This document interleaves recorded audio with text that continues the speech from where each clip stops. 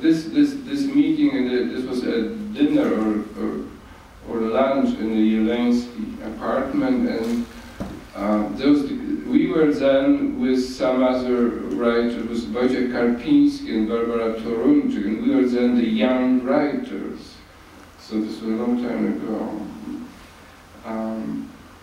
And since this very moment, I would see him every now and then. And I knew actually 3 different Miloshes. I knew the American Milosz. I saw him several times in this country.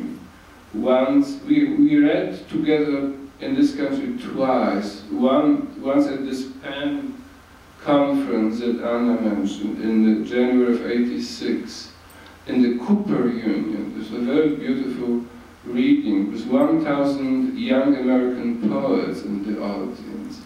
There was also Vasco Polpak who read, and Derek Walcott and John Ashbery.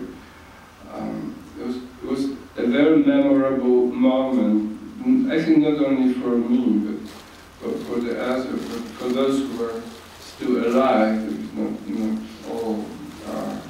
In America I was a little jealous because whenever I went, that's the nature of the English language. I would be in a small town in America, and the local poet would say about Milosz Czesław, because the English language allowed American poets this skipping Mr.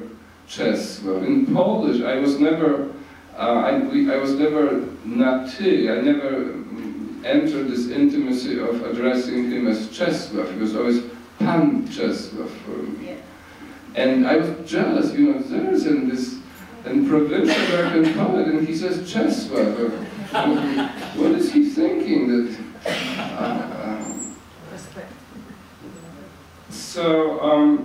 the other Milosz I knew was the Parisian Milosz.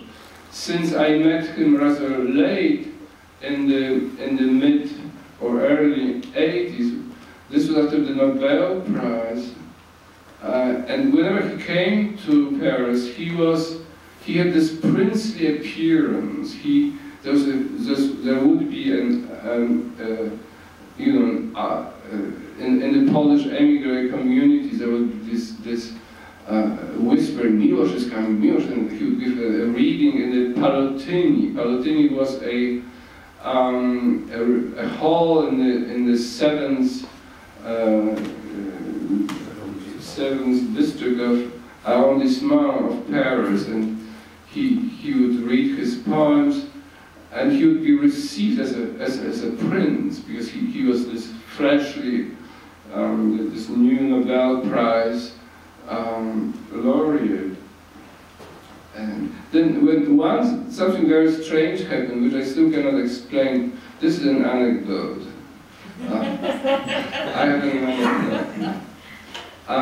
This was in the 90s, I think, maybe in the mid-90s. He came to Paris with Caro, and they stayed for several days in a hotel. They always stayed in a hotel in the Rue Madame. I think the hotel was also called Hotel Madame, if I'm not wrong.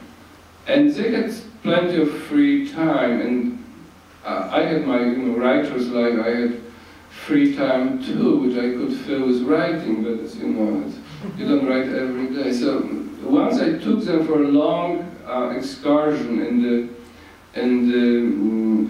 Parisian region, this segment of it which I knew very